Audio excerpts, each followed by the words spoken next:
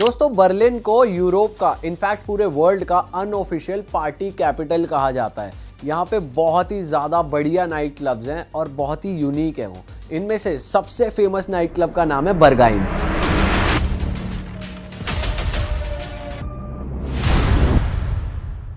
ये एक Soviet union के टाइम के थर्मल पावर स्टेशन में बना हुआ है और इसको न्यूयॉर्क टाइम्स और कई सारे इंटरनेशनल मैगजीन्स ने मोस्ट एक्सक्लूसिव क्लब का टाइटल भी दे रखा है। यहाँ पे पार्टी शुरू होती है फ्राइडे शाम को और चलती है मंडे सुबह तक। मतलब एक बार अगर कोई क्लब में फ्राइडे को घुसा तो सीधा मंडे ही बाहर निकलता है। 2 दिन तक इंसान क्लब के अंदर ही पैक्ड रहता है, वहीं खाता पीता सोता सब कुछ वहीं करता है। बर्गाइन क्लब में एंट्री लेना एक साइकोलॉजिकल टेस्ट से कम नहीं है। यहाँ पे एंट्री के कोई फिक्स्ड रूल्स नहीं है। यहाँ पर आपको लाइन में ही जज कर लिया जाता है, आपकी अपीयरेंस के बेसिस पे, आपके बॉडी लैंग्वेज के बेसिस पे, आपके ड्रेसिंग सेंस के बेसिस पे, और ये देख लिया जाता है कि क्या आप अंदर का माहौल झेलने के लिए रेडी हो या नहीं। और बहुत सारे लोगों को बिना कोई रीज़न दिए बाहर कर दिया जाता है। अगर एक बार आपको किसी बाउंसर ने ये बोल दिया कि नॉट टुनाइट बॉयज़, जैसे हमें कह दिया था, उसके बाद कुछ भी हो जाए, आप कितना ही पैसा ऑफर कर लो, कितनी उनसे रिक्वेस्ट कर लो, आपको किसी भी कीमत पे क्लब में एंट्री नहीं मिल सकती। बर्गाइन में घुसने के लिए बहुत सारे लोग घंटों तक चुपचाप लाइन में खड़े रहते हैं। इनफैक्ट हमने तो ये भी सुना है, अगर आप लाइन में बहुत ज़्यादा किसी से बात कर रहे हो, बहुत ज़्यादा हैप्पी दिख रहे हो, हंसी मजाक कर रहे हो, तो भी ये एक रीज़न बन जाता है कि आपको उस क्लब में एंट्री नहीं मिलेगी। इनफैक्ट आपकी ड्रेस का कलर, अगर आप बहुत ज़्यादा कलरफुल बन के गए हो, नॉर्मल रेगुलर कपड़े पहन के गए हुए हो, तो भी वो आपको एंट्री डिनाई कर सकते हैं, क्योंकि एक स्पेसिफिक टाइप का ड्रेसअप वो एक्सपेक्ट करते हैं आपसे कि आप उस क्लब में पहन के जाओगे। मोस्टली लोग जो होते हैं वो ब्लैक में आपको ज़्यादा देखने को मिलते हैं, वो लेदर पैंट्स में होते हैं, अजीबो गरीब कपड़ों में होते हैं, आंखों पे काजल लगाया होता है, ब्लैक नेल पेंट्स होते हैं। तो वो मेजरली अगर उनको आपकी वाइब डार्क लग रही है, उन्हें ये लग रहा है कि आपकी वाइब देखकर आप अंदर का माहौल सरवाइव कर लोगे, तो वो आपको एंट्री देंगे, नहीं तो वो आपको सीधा बाहर का रास्ता दिखा देंगे।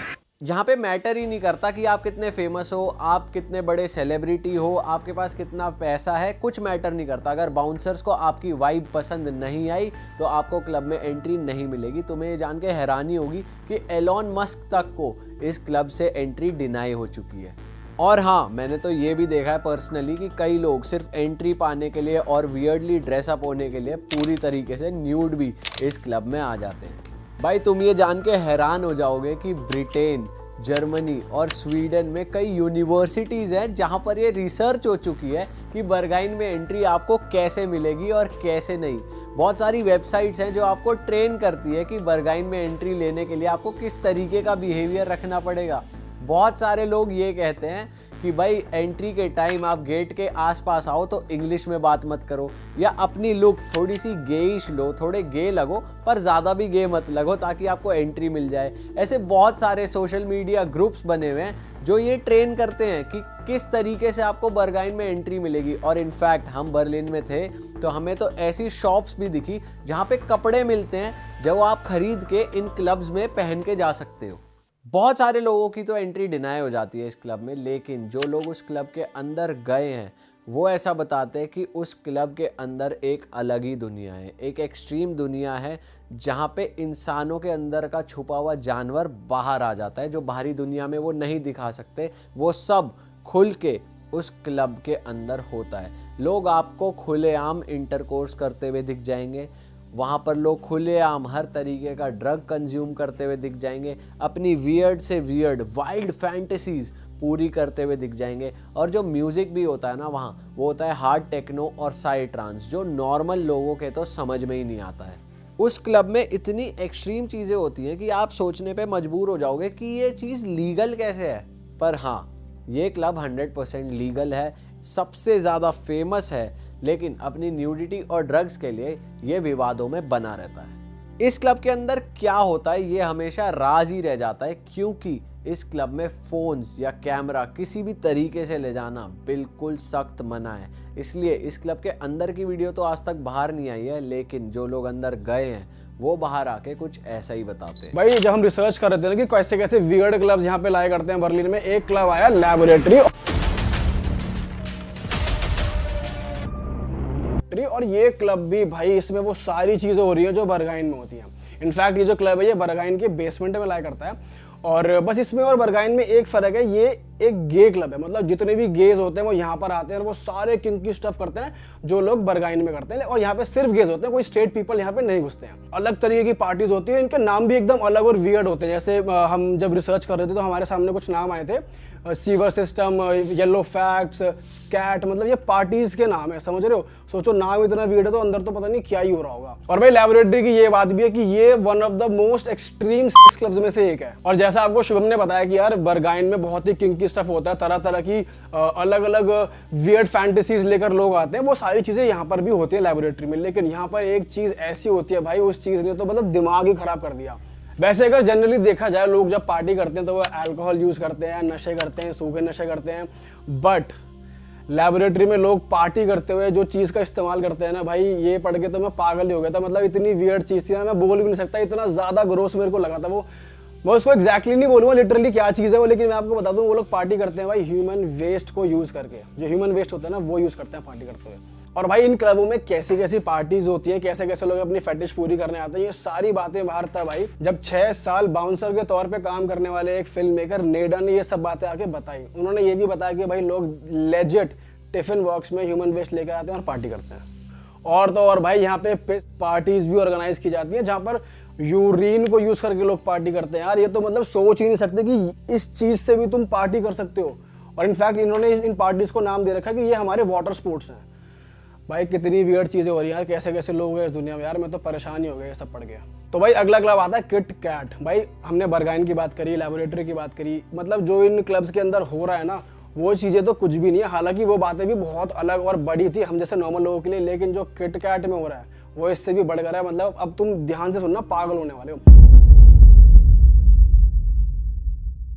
तो हमारे पॉडकास्ट पे गेस्ट आए थे, उन्होंने हमें बताया था कि वो किट कैट क्लब गए थे। और जब हम बर्लिन गए तो हमारे अंदर भी आया कि हम लोग भी इस क्लब में जाते हैं। हालांकि हमारी एंट्री वहाँ पे नहीं हुई थी। अब सुनो क्यों नहीं हुई। सबसे पहले तुम्हें पहनने पड़ेंगे अजीबोगरीब कपड़े, मतलब तुम्हारे कपड़े जो थोड़े से सेक्सुअली प्रोवोकेटिव लगे। और इस क्लब के बारे में ये भी है कि kit cat club sex positive club के नाम से जाना जाता है बर्लिन में। सेक्स पॉजिटिव क्लब्स का मतलब होता है भाई कि कुछ ऐसे क्लब्स या ऐसे venues that promotes open and non judgmental exploration of sexuality. मतलब तुम किसी की सेक्सुअलिटी को ऐसे एक्सप्लोर कर सकते हो और तुम्हें कोई जज नहीं करेगा वहाँ पे। तो ये इस टाइप का क्लब है।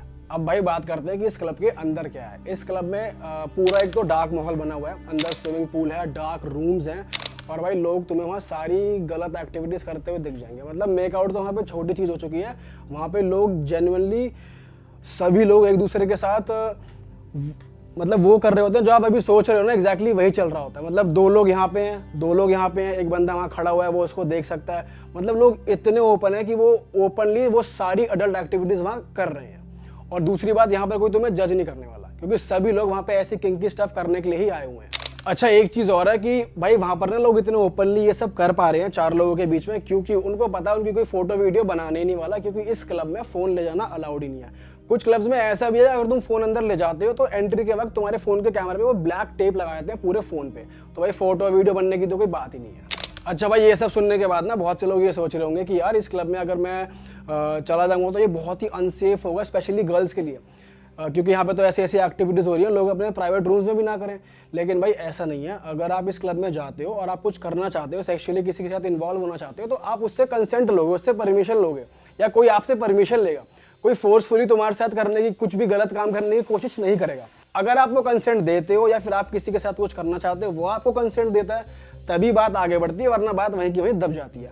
हालांकि अगर कोई अनकंफर्टेबल महसूस करता है, कुछ जानबूझ के फोर्सफुली कुछ करता है, तो उसे बाहर निकाल दिया जाता है। तो ऐसे क्लब्स में सब चीज़ें सेफ रहती हैं, डरने की ऐसी कोई बात नहीं है। लेकिन यहाँ पे जो एक्टिविटीज़ होती है ना भाई, तुमको अपना मेंटल स्टेट ऐसा करना पड़ेगा कि तुम वो, अगर तुम्हारी एंट्री यहाँ हो जाती है तो तुम वो सब देखने के लिए भाई सहन कर लोगे। तुम वहाँ पे जो ये सब हो रहा है, अगर तुम ये सब सहन कर पाओगे, देख पाओगे, तो भाई वहाँ चले जाना और देख लेना। बर्लिन में एक ऐसा क्लब भी है जिसके बारे में सुन के भाई मुझे सच में घिन आ गई थी कि ये एक ऐसा क्लब है, और कोई भी सुनेगा उसको भी घिन आ जाएगी।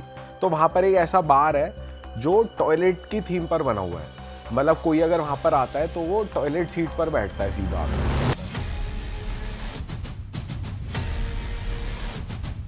और यहाँ की ना टॉयलेट सीट पर पॉटी जैसा कुछ पीला पीला भी लगा होता है। और यहाँ पर जब लोग बियर ऑर्डर करते हैं ना, तो ये लोग उस टाइप के कंटेनर में लेके आते हैं बियर जिसमें यूरिन सैंपल कलेक्ट किया जाता है। तो भाई मैं ये सुन के भी हैरान हो गया था कि ये सब भी हो रहा है यहाँ पे। और जब खाना ऑर्डर करते हैं तो छोटे जो पॉट होते हैं टॉयलेट के, उसमें सर्व करते हैं खाना। और इस बार का नाम है दास क्लो। अगर हम इसके नाम को ट्रांसलेट करें इंग्लिश में, इसका मतलब ये निकल के आता है द टॉयलेट। और इस क्लब की एक खास बात और है कि जो इसका इंटीरियर है ना, तो इसके छत पे ऐसे पुतले लगाए गए हैं इंसानों के, जो जब आप खाना खा रहे होते हो तो एकदम से वो कभी भी आपके ऊपर आके गिर सकते हैं, या फिर जब खाना खा रहे होते हैं लोग तो मकड़ी ऊपर से आके गिर जाती है। तो भाई बड़ा अजीब सा क्लब है, मैं तो हैरान हो गया था इसके बारे में सुन के।